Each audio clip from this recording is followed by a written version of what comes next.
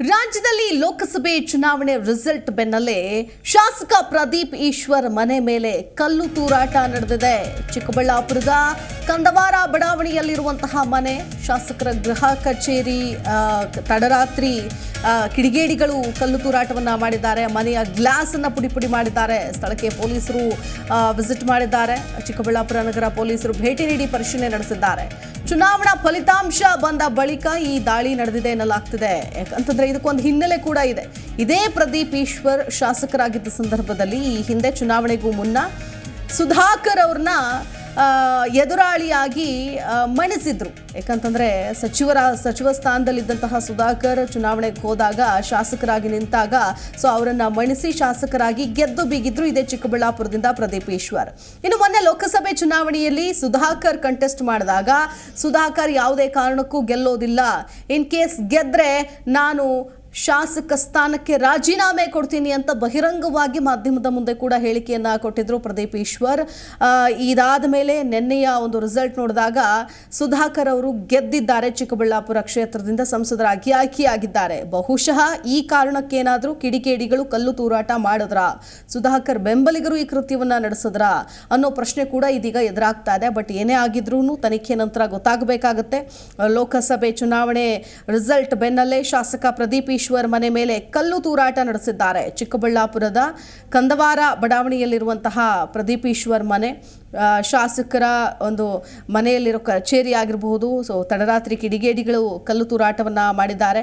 ಮನೆಯ ಗಾಜನ್ನ ಪುಡಿ ಮಾಡಿದ್ದಾರೆ ಕಲ್ಲು ತೂರಿ. ಸ್ಥಳಕ್ಕೆ ಪೊಲೀಸರು ವಿಸಿಟ್ ಮಾಡಿದ್ದಾರೆ. ಈಗಾಗಲೇ ಭೇಟಿ ನೀಡಿ ಪರಿಶೀಲನೆಯನ್ನ ನಡೆಸ್ತಾ ಇದ್ದಾರೆ. ಚುನಾವಣೆ ಫಲಿತಾಂಶ ಬಂದ ನಂತರದಲ್ಲಿ ನಡೆದಂತಹ ಘಟನೆ ಇದಾಗಿದೆ.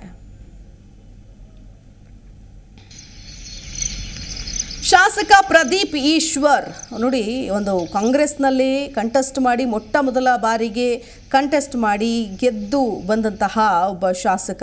ಆದರೆ ಈ ಹಿಂದಿನಿಂದಲೂ ಕೂಡ ಪ್ರದೀಪ್ ಈಶ್ವರ್ ಮತ್ತು ಸುಧಾಕರ್ ಅವ್ರಿಗೆ ಒಂದು ರೀತಿಯಾಗಿ ರೈವಲ್ರಿ ಅಂತ ಹೇಳ್ಬೋದು. ವಿರೋಧ ಮಾಡಿಕೊಂಡೇ ಬರ್ತಾ ಇರ್ತಾರೆ ಪ್ರತಿ ಬಾರಿ ಕೂಡ. ಪ್ರಾರಂಭದಲ್ಲಿ ಜೊತೆಗಿದ್ದಂತಹ ನಾಯಕರಿಬ್ಬರು ಕೂಡ. ಅದಾದಮೇಲೆ ಶಾಸಕ ಪ್ರದೀಪ್ ಈಶ್ವರ್ ಮನೆ ಮೇಲೆ ಕಲ್ಲು ತೂರಿದ್ದಾರೆ ಅನ್ನೋ ಮಾಹಿತಿ ಇದೀಗ ಲಭ್ಯ ಆಗಿದೆ. ಇದೇ ವಿಷಯಕ್ಕೆ ಸಂಬಂಧಪಟ್ಟಂತೆ ಮತ್ತಷ್ಟು ಡೀಟೇಲ್ಸ್ ಕೊಡ್ತಾರೆ ನಮ್ಮ ಪ್ರತಿನಿಧಿ ರಾಜೇಶ್. ದೂರವಾಣಿ ಸಂಪರ್ಕದಲ್ಲಿ ಜಾಯ್ನ್ ಆಗ್ತಾ ಇದ್ದಾರೆ. ರಾಜೇಶ್, ಯಾರು ಮಾಡಿರೋದು? ಸುಧಾಕರ್ ಅವ್ರ ಬೆಂಬಲಿಗರು ಮಾಡಿರೋ ಸಾಧ್ಯತೆ ಇದೆಯಾ? ಏನಾದರೂ ಸುಳಿವು ಸಿಕ್ಕಿದೆಯಾ ಯಾರು ಕಲ್ಲು ತೂರಿದ್ದಾರೆ ಅಂತ?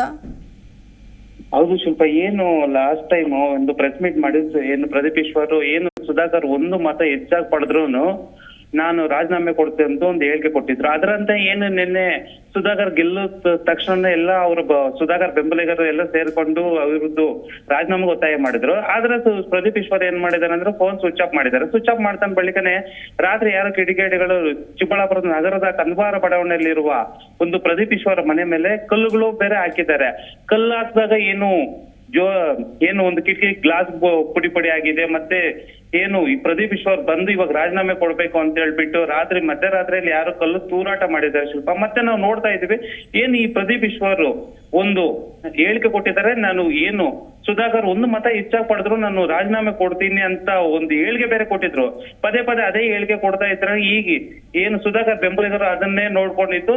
ಮತ್ತೆ ರಾತ್ರಿ ಏನೋ ಯಾರೋ ಕಿಡಿಗೇಡಿ ಕೆಲವೊಬ್ಬರು ಹೋಗಿ ಏನು ನಗರದ ಕಂದವಾರಲ್ಲಿರುವ ಬಡಾವಣೆಯಲ್ಲಿರುವ ಶಾಸಕರ ಮನೆಗೆ ಕಿಟಕಿಗೆ ಗ್ಲಾಸ್ಗೆ ಹಾಕಿ ಅಲ್ಲಿ ಪುಡಿ ಮಾಡಿದ್ದಾರೆ ಶಿಲ್ಪ. ಇನ್ನು ಸ್ಥಳಕ್ಕೆ ಏನು ನಗರದ ಪೊಲೀಸರು ಭೇಟಿ ನೀಡಿ ಪರಿಶೀಲನೆ ಮಾಡಿ ಯಾರು ಹಾಕಿದ್ದಾರೆ, ಏನು ಇದನ್ನ ದಾಳಿ ನಡೆಸಿದ್ದಾರೆ ಅಂತ ತನಿಖೆ ಬೇರೆ ಮಾಡ್ತಾ ಇದ್ದಾರೆ ಶಿಲ್ಪ. ಓಕೆ, ಧನ್ಯವಾದ ರಾಜೇಶ್ ಡೀಟೇಲ್ಸ್ಗಾಗಿ. ಎಸ್ ವೀಕ್ಷಕರೇ, ನೋಡ್ತಾ ಇದ್ದೀವಿ, ಒಂದು ಕಡೆ ಪ್ರದೀಪ್ ಈಶ್ವರ್ ಅವರ ಮನೆ ಮೇಲೆ ಕಲ್ಲು ತೂರಾಟ ಮಾಡಿದ್ದಾರೆ. ಈಗಾಗಲೇ ಮನೆಯಲ್ಲಿ ಸುತ್ತಮುತ್ತ ಏನಾದರೂ CCTV ಇದೆಯಾ, ಆ ಮೂಲಕ ಕಿಡಿಗೇಡಿಗಳು ಯಾರು ಅನ್ನೋದು ಪತ್ತೆ ಆಗುತ್ತಾ ಅನ್ನೋದ್ರ ಬಗ್ಗೆ ಪರಿಶೀಲನೆಯನ್ನು ಮಾಡ್ತಾ ಇದ್ದಾರೆ. ಲೋಕಸಭಾ ಚುನಾವಣಾ ಫಲಿತಾಂಶದ ಬೆನ್ನಲ್ಲೇ ಈ ಘಟನೆ ನಡೆದಿದ್ದು. ಚಿಕ್ಕಬಳ್ಳಾಪುರ ಗ್ರಾಮಾಂತರ ಪೊಲೀಸ್ ಠಾಣಾ ವ್ಯಾಪ್ತಿಯಲ್ಲಿ ಪ್ರಕರಣ ಕೂಡ ನಡೆದಿರೋದು. ಚಿಕ್ಕಬಳ್ಳಾಪುರ ನಗರದ ಕಂದವಾರದಲ್ಲಿರೋ ಗೃಹ ಕಚೇರಿ ನಿವಾಸದಲ್ಲಿ ಜಿ ಕನ್ನಡ ನ್ಯೂಸ್ ಈಗ ನಿಮ್ಮ ಮನೆಯಲ್ಲೇ ನೋಡಿ. ಎಲ್ಲ ಕೇಬಲ್ಗಳಲ್ಲಿ ಈಗ ಲಭ್ಯ.